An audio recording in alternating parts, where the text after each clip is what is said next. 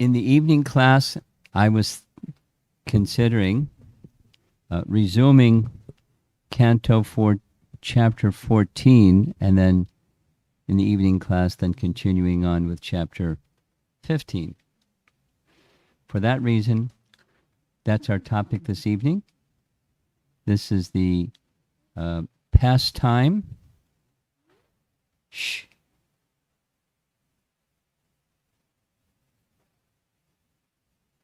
The pastime of Brahma Vimohana Lila. Brahma is Lord Brahma pictured here. Vimohan, moha means bewildered, and Vimohan means big time bewildered. Brahma Vimohana Lila.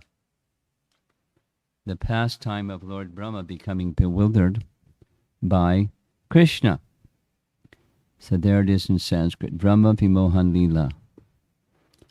And this Lila of Brahma becoming bewildered is chapter 13 of Canto 10, so I'm going to do a really quick summary, where in the morning,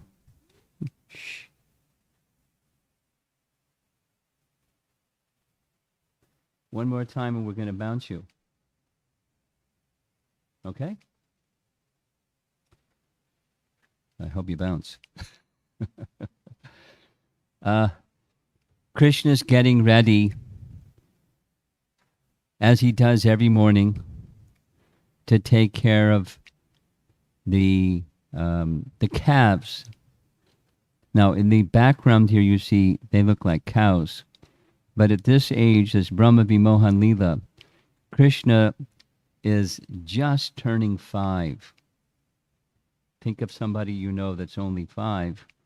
Krishna's really small. Some other Jasoda said the cows are too big.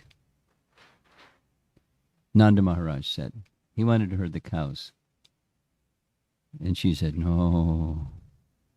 So he went to his father. Father was a little softer. His father said, you can take care of the calves. So this is with calves, because it's important during the pastime. Mother Jasoda is, doing what mothers do with little boys. She's really attached to Krishna. And every time he tries to leave, you look by her feet, she has more things, more ornaments, garlands, so many nice things to make sure Krishna has an extra samosa in his little lunch bag. And, kids see what moms are like. Moms, you know what moms are like. So she's attached to Krishna. And eventually, he makes his way. He says, I have to go now. Time to take care of the cows. Cowherd Boys are a little impatient. And off they go, taking care of the cows, the calves. And there's a lot of calves. Many, many, many calves. And what they do when they're out, the beginning of chapter 13 describes, they just play. I mean, the calves are so attached to Krishna, they just follow behind Krishna. What are they doing? They're just playing. Here you see an illustration from one of the verses. In the left side is a boy who's taking flight like the birds. And in the middle is Krishna with a peacock feather, imitating the jumping of the frogs. And on the right is another boy imitating the posture of the peacocks as they prance here and there. And they're just playing like little boys, just like little boys. And sometimes one of the boys will steal the lunch bag of one of the other boys. In this one painting, it's Madhu Mangal. We know it's Madhu Mangal because he has a Brahmin thread over his shoulder, and he has a nice shaved head and Sika.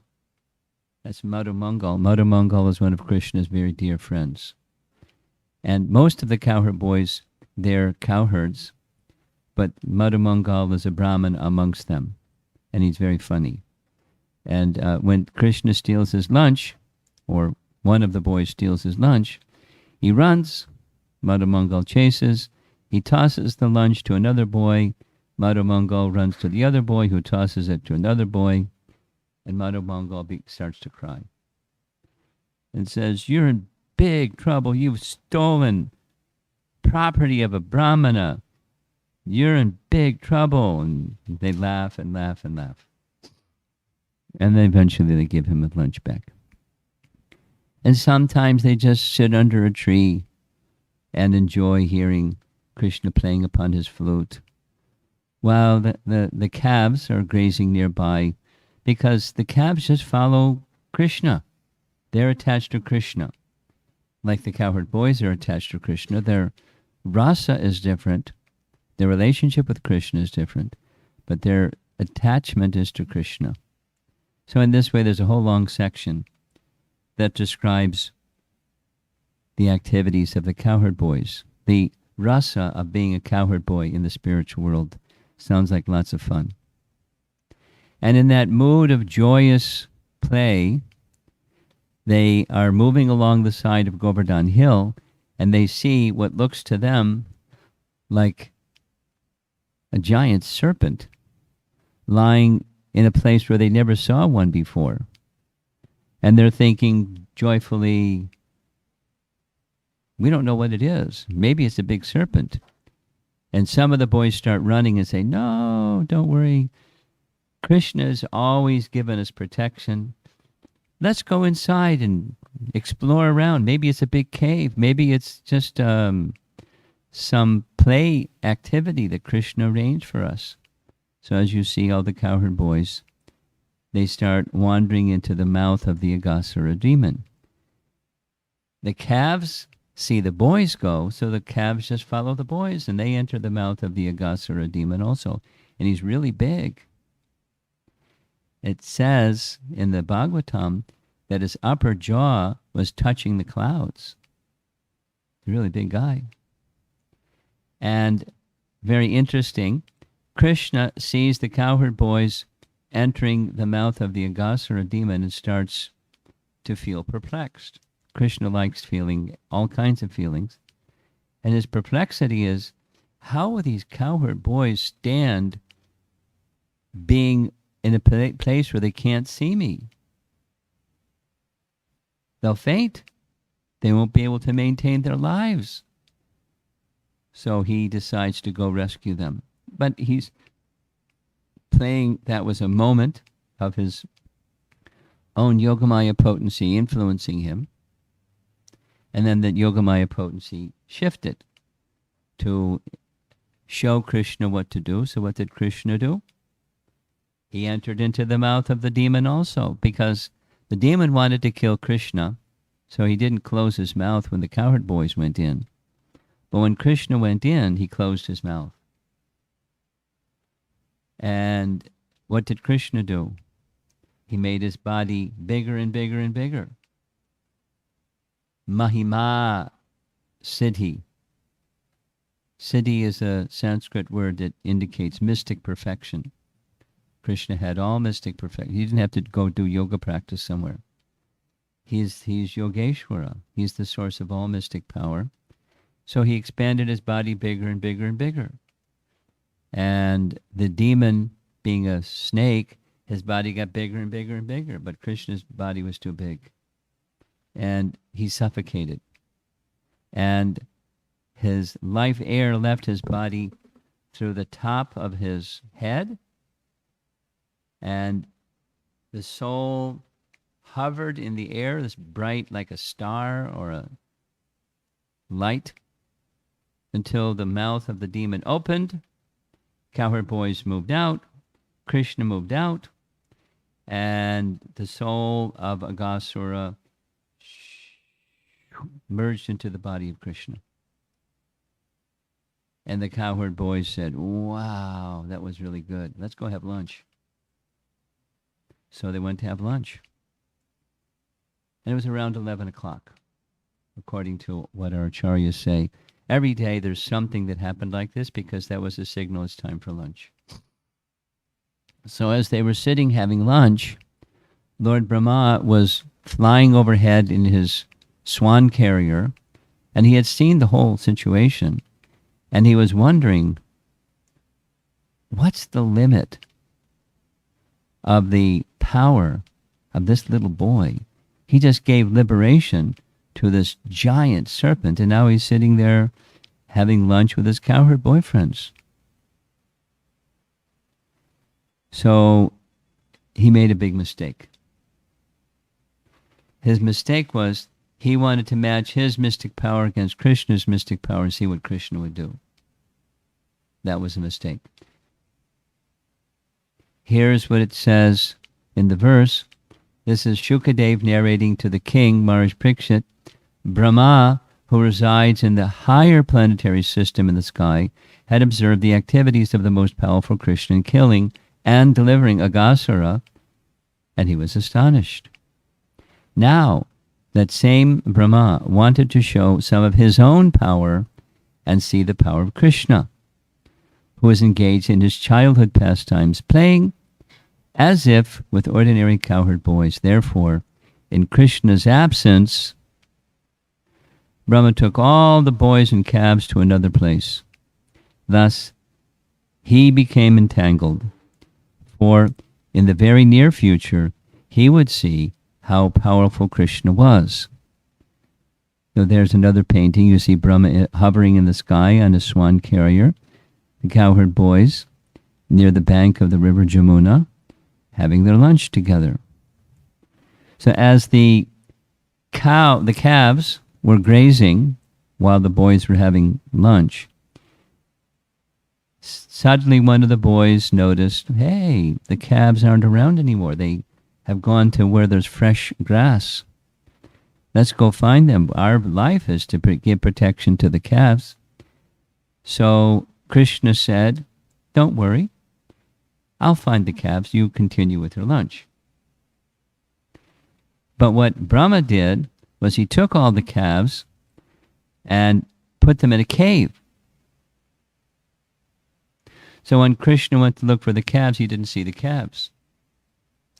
So when he went back to tell the boys, he didn't see the boys because Brahma had come when Krishna was gone and he kidnapped the boys.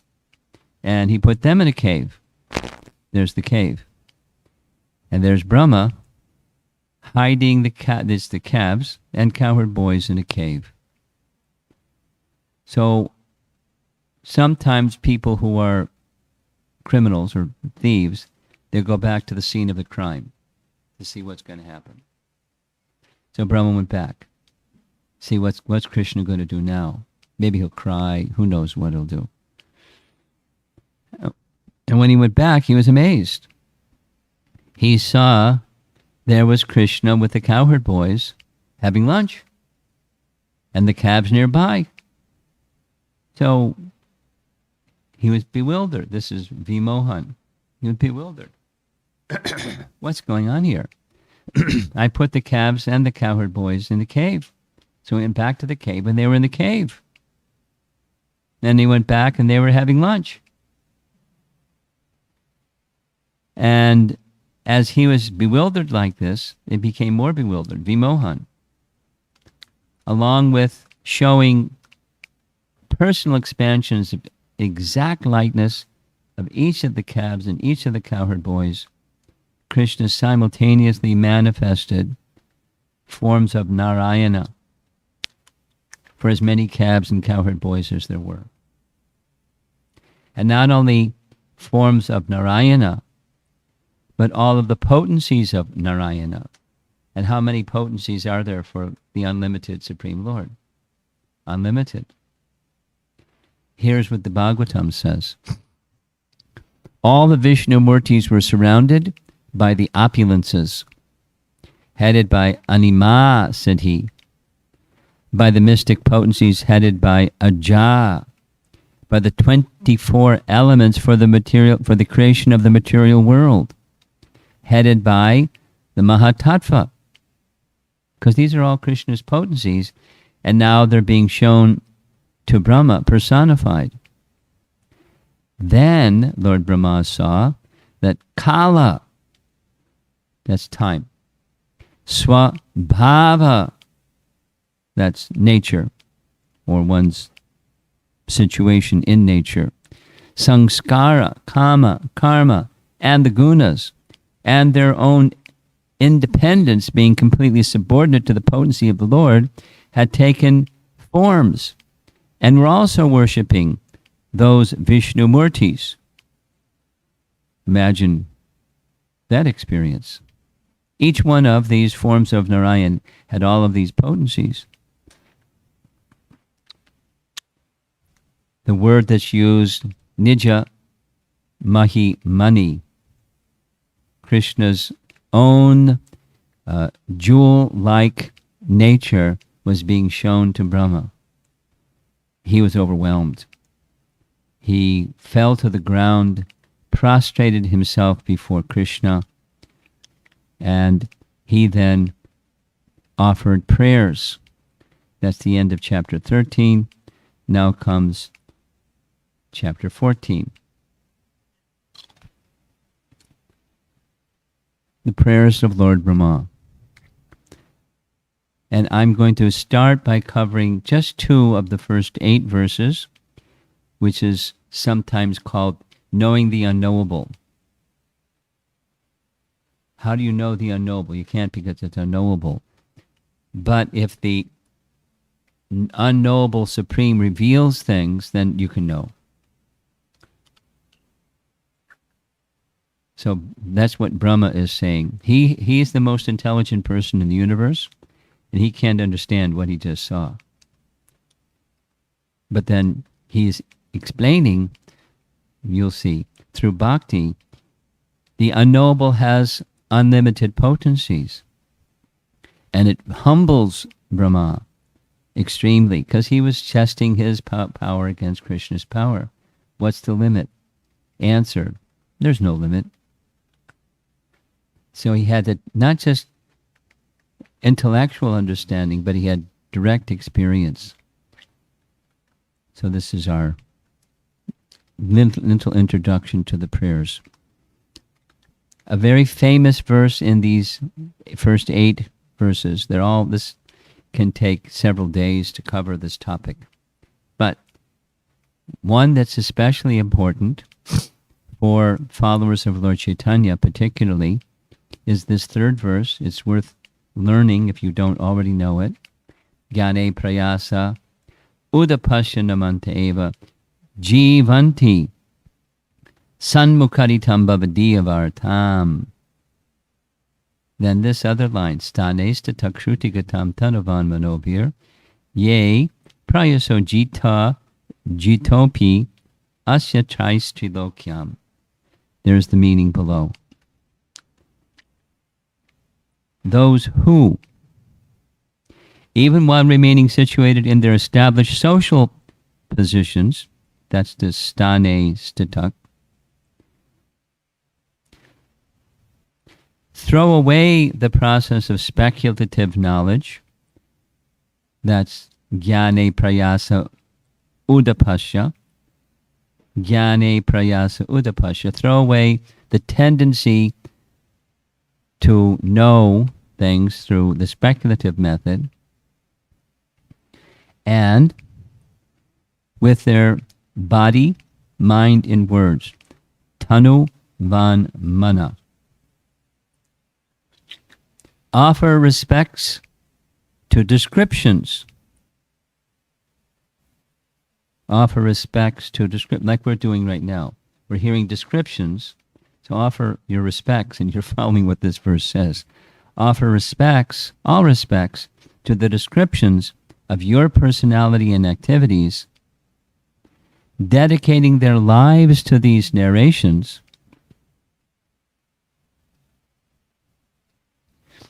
which are vibrated by you personally and by your pure devotees. Ye prayaso jita. One of Krishna's names is Ajita. Ajita means he can't be conquered. But here, he can be conquered. How? He who can't be conquered can be conquered how?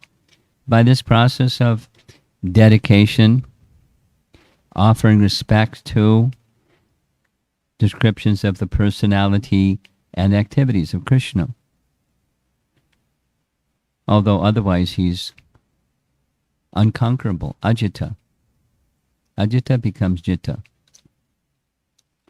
Very important verse. Here's a reference. Maybe some of you know this reference. This is a painting of Lord Chaitanya meeting with Ramananda Roy by the banks of the Godavari River in South India. When Lord Chaitanya was traveling in South India, he met with Ramananda Roy. A long description from the Chaitanya Charitamrita. But they were sitting together in the evening hour after they had met during the day. And Lord Chaitanya was asking Ramananda Roy, I've heard that you're very learned. Can you please describe to me what is the goal of life and the means to achieve it? So he said several verses which Lord Chaitanya said, go further, go further, go further. And then he accepted this one. When Ramananda Roy spoke this verse, he introduced it, pure devotional service without any touch of speculative knowledge is the essence of perfection. So, jnane prayasa udapasya, without speculative knowledge.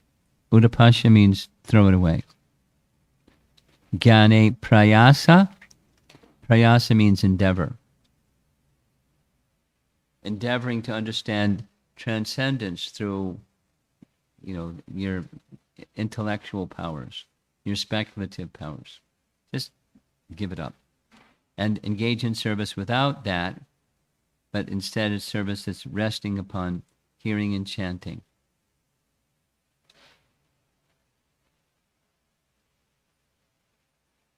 A nice verse that's used, is referred to by our acharyas in describing this verse, or elaborating on the importance of this verse, is another verse where Uddhava, in our morning classes we're discussing Uddhava Gita, Krishna instructing Uddhava, and in the third canto Uddhava is speaking to Vidura, where Uddhava says, this is Brahma in this section, You have already arranged to give yourself to Putana, that's Putana, and her family members, Sa Kula. Putana had a brother and a sister. The older brother was Bakasura, and the younger brother was Agasura. Now, Agasura was killed. We're going to touch on that again. But Brahma says, I know you gave yourself to Putana. For what did she do? She just disguised herself as a devotee and tried to kill you. So what is left for you to give to those devotees of Brindavan whose very lives and hearts are all dedicated only to you? That's Brahma's prayers, in one of his prayers, in this chapter 14. So because Putana came, although disguised, wanting to kill Krishna, she came as a mother, and since she did some small motherly service, Krishna liberated her and gave her the position of a mother in the spiritual world, to assist Mother Jasoda in the spiritual world. And because of her deliverance, Krishna was also the deliverer of her two brothers. First was Bakasura. Baka, there isn't a really good English word, but crane. Cranes have a big beak, so Baka assumed a humongous form that looked like a baka or a crane, and he put Krishna in his mouth. See on the left side? Krishna allowed himself to go in the mouth like he allowed himself to go in the mouth of Agasura, but that was it. He just went into his mouth. And because Krishna touched the mouth of Bakasura, he was purified. And then Krishna bifurcated his two beaks. You see the Cowherd Boys on the right, they want to help Krishna. They got sticks and they're whacking Bakasura, just in case Krishna slips or something like that. And then there's Aghasura. When Krishna entered the mouth of Aghasura, the demigods hidden behind the clouds exclaimed, "Alas, alas!" But the friends of Aghasura, like Kamsa and other demons, were jubilant. Now, there's Krishna entering into the mouth, and then Krishna's coming out. And Aghasura doesn't look so good on the painting on the right. He made his body really big. So, Krishna is the deliverer, even of those that are of ill intent. He's that kind of Lord. Brahma is recognizing what to speak of his devotees. It's a very beautiful painting, one of my favorite paintings, where it shows all 5 rasas in one painting. Of course, on the left side, that's Mother Jasoda and Nanda Maharaj in parental affection. Behind them are the young gopis in conjugal affection. To Krishna's right are his cowherd boyfriends in the Sakha rasa, and the trees and the birds and so forth, in the passive relationship with Krishna. Beautiful painting. So, but especially appreciated in Brindavan is the kind of love that the gopis had for Krishna. So Brahma is saying, how are you going to, if you're giving yourself to Putana and to her 2 brothers and giving them liberation, what are you going to give to the residents in Vrindavan that their life and soul is everything? I'm giving it to you. How are you going to reciprocate? Emphasis on this verse number 3. By the hearing process, we develop such a loving, trusted relationship with Krishna that he will say, I am like this. You wanted to see me as I am? You wanted to serve me? Such a deep desire for so long, and I have tested you so many times, and you chose only me. Now here I am. This is Prabhupada's words in describing restoring our relationship with Krishna. He may not, but he may want to examine how attached are we, and different circumstances. And if we're just attached to Krishna, he will one day show himself to us. I am like this. Here I am.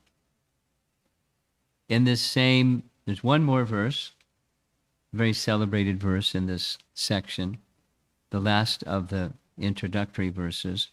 Tatenu kampam susamikshamano bhujana evat makritam vipakam. You'll find this verse in the purports of Bhagavad Gita. And we'll hear what Prabhupada has to say about this verse. My dear Lord, because he knows, Brahma knows, I've done something really bad. I interrupted Krishna pastimes. I kidnapped the Cowherd Boys and calves. I'm going to get a big reaction. So this is his word to Krishna about that big reaction.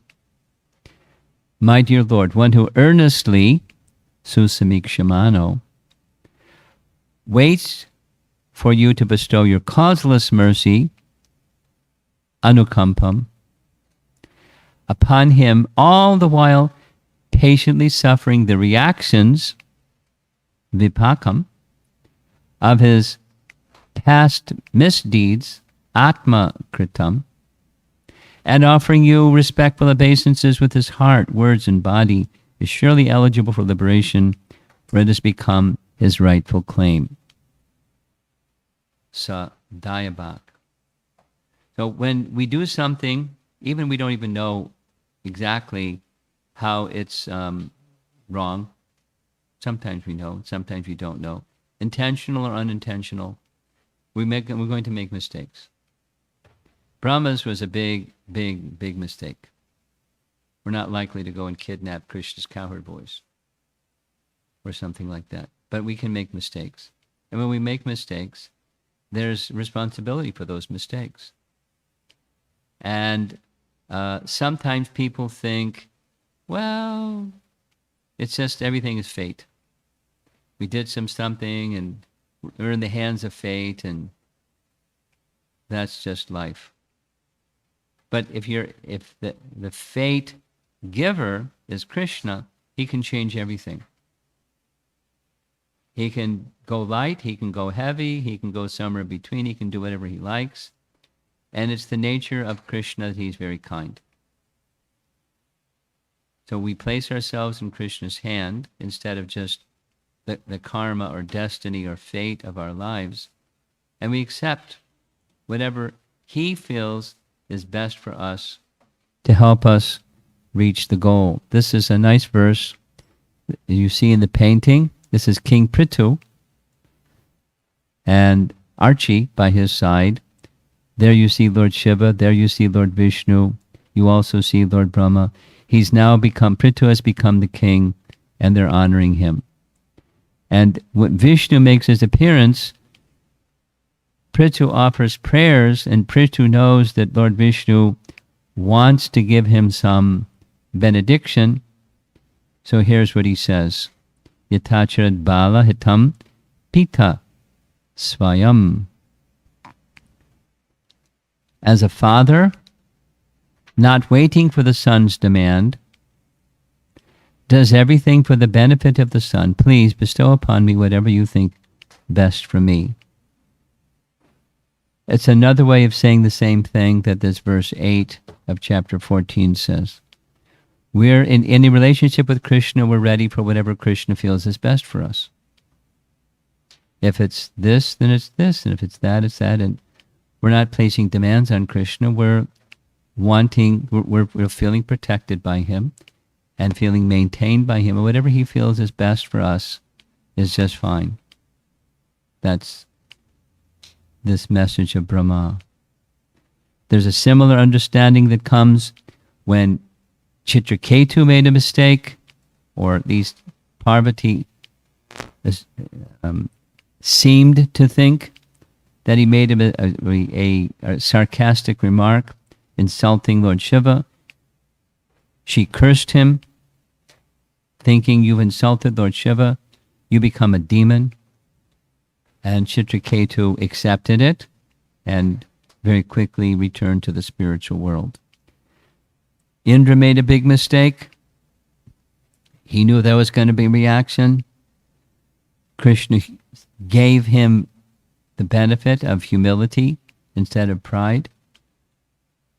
Krishna takes away inauspicious things and gives auspicious things, especially when we place ourselves in his hand. So here's what Prabhupada writes about this verse. This statement of Srimad Bhagavatam should be the guide of all devotees. That is the only solace.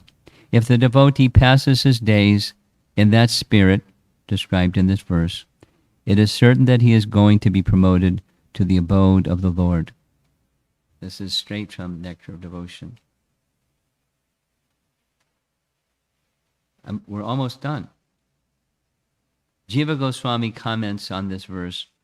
This word jiveta, remember you saw the verse, it was really big letters, jiveta, means just live.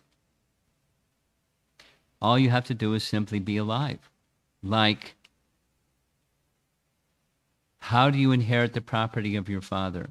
In Vedic culture, you just live longer than your father. When your father is deceased, the property of the father goes to the son. It's law. Similarly, it's spiritual law. You just continue to be alive, or that means alive in devotion, and awake in your relationship with Krishna, and you inherit the property of Krishna, the kingdom of God. You go back to Godhead. That's the meaning. Stay faithful and true to a life of devotion to Krishna. So that ends the first 8 verses. The next set of verses, Brahma offers profuse apology to Lord Brahma, and we're going to conclude. There's a whole series that's nicely recorded. I hope technology is going to work here. You'll hear a narration along with pictures of his prayers that follow this.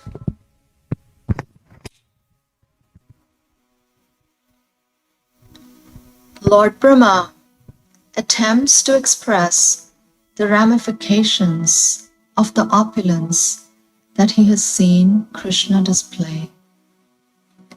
He prays to Krishna, "O Lord, I previously was unable to either understand or see you due to the coverings of your own Maya, your illusory energy. But you are the controller of that Maya, and that was proved by Mother Yashoda's seeing the universe within your abdomen. Now, at the present, that universe is externally manifest as your inconceivable energy, and it is therefore all that I perceive. Today, by your manifesting all the cows, Cowherd Boys, and Vishnu forms who are being worshipped by all living entities, you've demonstrated that the entire creation is your inconceivable potency. And now I'm seeing before me the original form of the unlimited, supreme, absolute truth. To the ignorant, you seem to be of this material world, although it is you who appears as Brahma, the creator, who appears as Vishnu, the maintainer, and as Shiva, the destroyer. To demonstrate that you, the absolute truth, is an unlimited transcendental person, you descend within the universe as avatars, and you take birth among the demigods, sages, humans, animals, and the aquatics. As an avatar, you then, by your spiritual potency, perform your innumerable, inconceivable, mysterious pastimes. Due to you, this entire universe, which, like a dream, is by nature unreal, nevertheless appears real. And thus, it covers one's consciousness and assails one with repeated miseries. This universe appears real because it is manifested by the potency of illusion emanating from you, whose unlimited transcendental forms are full of eternal happiness and knowledge. You are the one Supreme Soul, the primeval Supreme Personality, the Absolute Truth, self-manifesting, endless and beginningless. You are eternal and infallible, perfect and complete, without any rival, and free from all material designations. Your happiness cannot be obstructed, nor have you any connection with material contamination. Indeed, you are the indestructible nectar of immortality. By the grace of his spiritual master, a jnani can mix bhakti with his jnana. He will then be able to see you as the soul of all souls. He will be able to see you as the super soul of his own self. This vision will allow him to cross the ocean of material existence. For one who has thus realized you, the illusory energy at once subsides, for he is free of the false vision of perceiving anything as separate from you. seeing you with this vision of knowledge, and remaining in knowledge of you, devoid of the false perceptions that are the cause of the existence of the material world, his ignorance and illusion cease. Therefore, through knowledge of you and knowledge of himself as your eternal servant, neither liberation nor bondage have meaning for him, just as day and night have no meaning for one present on the sun planet. How foolish are the jnanis! How foolish are the mayavadis! They are fools because they consider your form as a manifestation of illusion. How foolish are the conditioned souls! Regardless of how intelligent they think themselves as being, they all perceive themselves as their bodies, and they thus fail to see their self as part of you.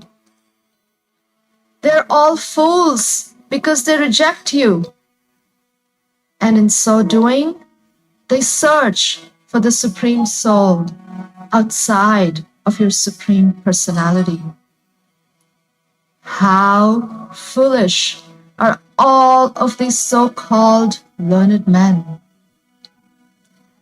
O unlimited Lord, the saintly devotees who have added bhakti to their jnana seek you out within their own bodies by rejecting everything separate from you.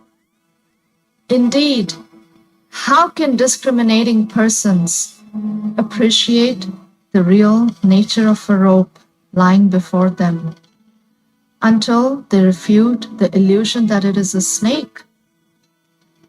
My Lord, if one is favored by even a slight trace of the mercy of your lotus feet, he can understand the greatness of your personality. But those who speculate to understand the Supreme Personality of Godhead are unable to know you, even though they continue to study the Vedas for many years.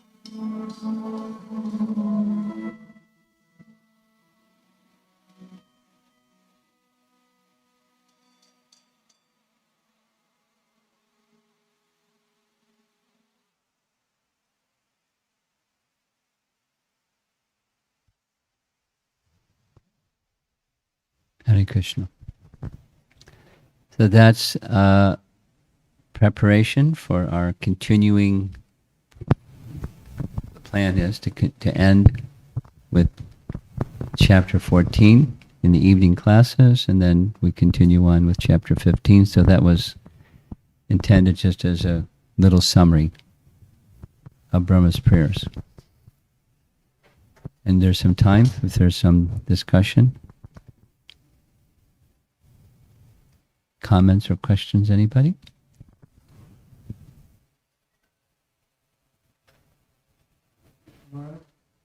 Yeah. I was reading those prayers, as I recall, in one of the purports it said Vishwanatha Chakraborty based his foundation of Krishna consciousness on those prayers. Those last ones that were just up there. Yeah. Pretty interesting. It's a it's a very important section of the Bhagavatam. Brahma is our founder of our sampradaya, the original preceptor of our sampradaya, and so whatever he has to say is important, and it is a summary and the essence of our the teachings, and then comes the application of the teachings. That's where it gets a little delicate. Thank you for that comment. Anything else?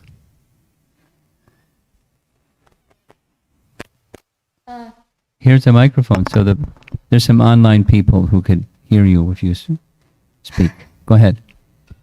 If I understood correctly, it was said that the only way to conquer Lord Krishna's power was through devotion. But what does it mean to conquer such a good Lord's power? And why would he want to do such a thing if he's using it for good and mercy? No one, those who can conquer the Lord's power don't want to. Rather, he who is ajita, who is unconquerable, is moved by the love and devotion and submission of those who don't want to conquer him, but those who want to serve him. And then he becomes conquered. So they don't want to conquer him, but he submits himself to them. Because of their love for him, he submits himself to them. It's love. It's the nature of love. No business, just love. And he's controlled by that love of his devotee. He who can't be controlled is controlled. So it's not the ones who are serving him, let me serve him so that I can control him. That's not service. It's something else. Then people do serve other people because they want from them, or may even want to conquer them. But that's not bhakti. It's a mystery, but that's how love works in the spiritual realm. Okay? That's a nice question.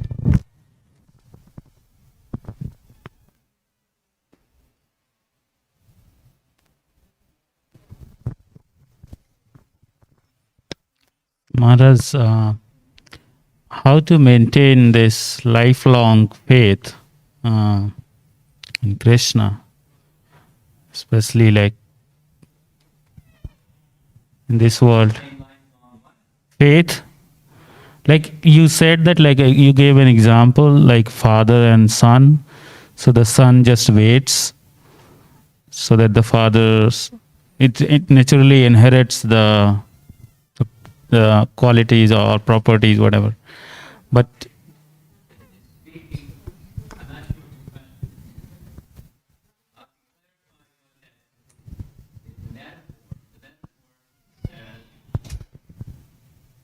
if you just continue faithfully in the position of loving service to Krishna, you inherit Krishna's property, means you go back to Godhead. yeah, But it's not like you own in the sense of you put it in your pocket and walk down the street, it's now mine, but you inherit the kingdom of God. You get to go back to Godhead by a lifetime of faithful service. So now what your question is what? With that reference, how to be able to do it in this world. how to live a lifetime of devotion to Krishna. Yeah, like How to do some that? tips. Yeah, That's your question? yes, yeah.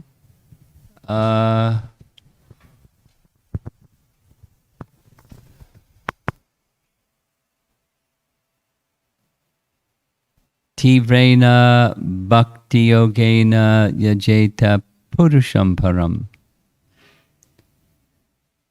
By Tivra bhakti, Tivra, strong.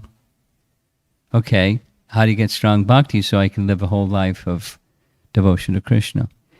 It's by practice, by cultivation. It's one way of describing or responding to your question. It's quite natural to achieve that. It's just like a diseased condition is unnatural and health is natural. So we don't like being diseased. If there's some way that a disease can be mitigated, diminished, and then completely gone, there's reason to do that. The reason to do that is I want to be healthy. I want my relationship with Krishna to be restored. I want to experience what it is to love and be loved. We all want that. There isn't someone that doesn't want that. We all want to love and be loved. And the perfect form of that love and being loved is a relationship with Krishna. So there's reasons, there's motivations, inspirations that carries one for a lifetime.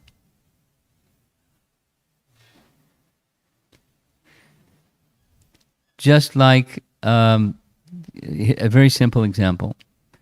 Many people, probably just look around the room. Many people, many of us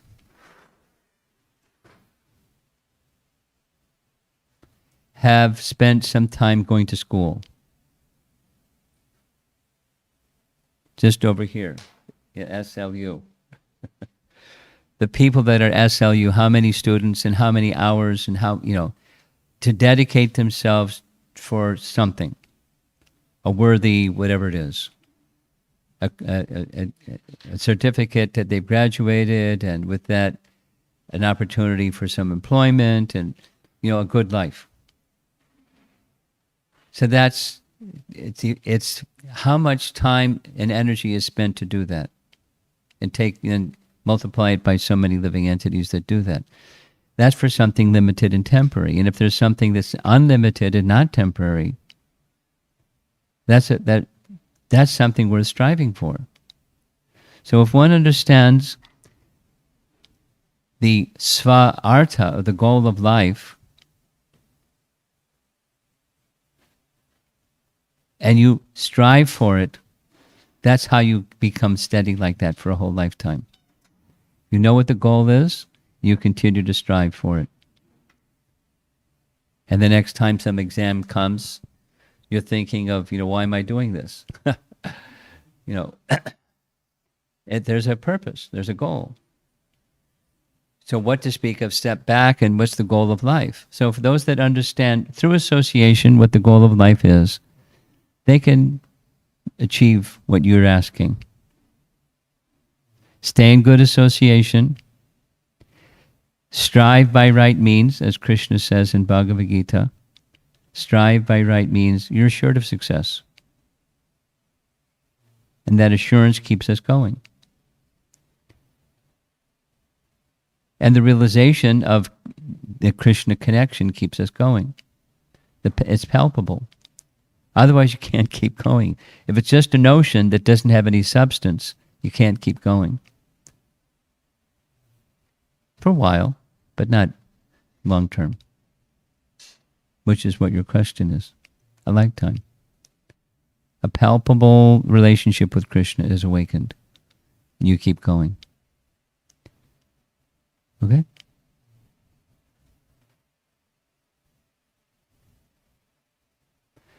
Do we have some over here question? Do we have anything online? One? Okay.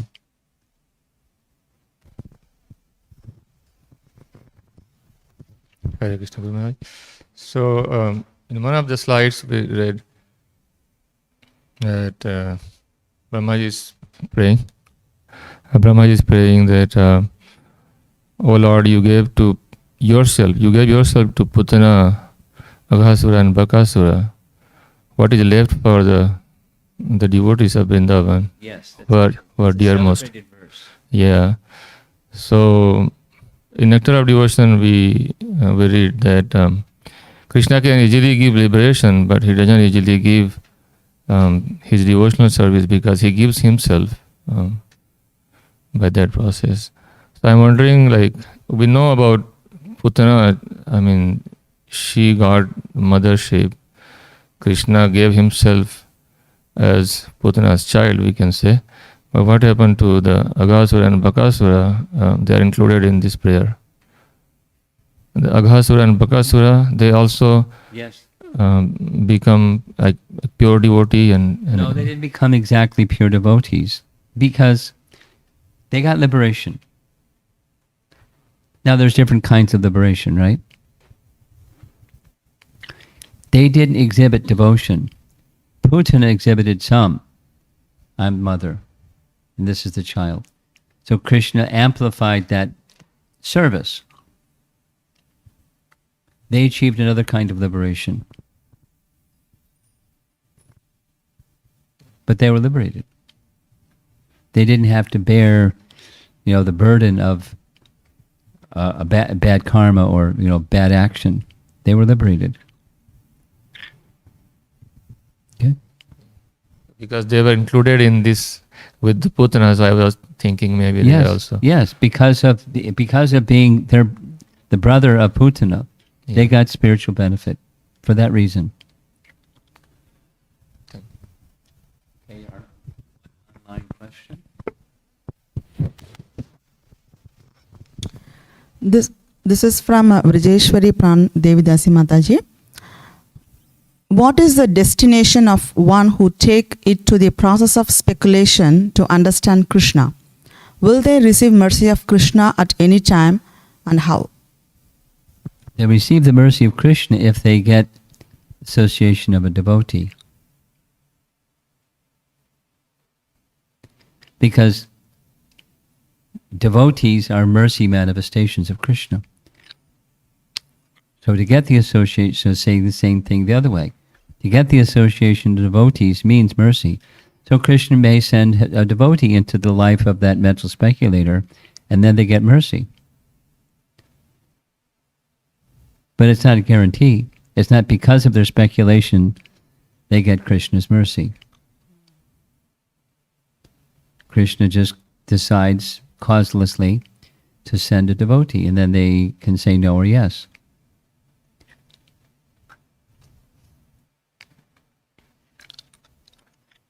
The destination of a speculator can be all kinds of different options. At most, the maximum attainment is to merge into the Brahma Jyoti, but otherwise it's just some kind of elevation.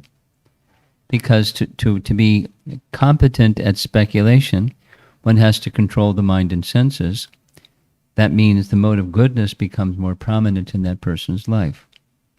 So there are places for those persons.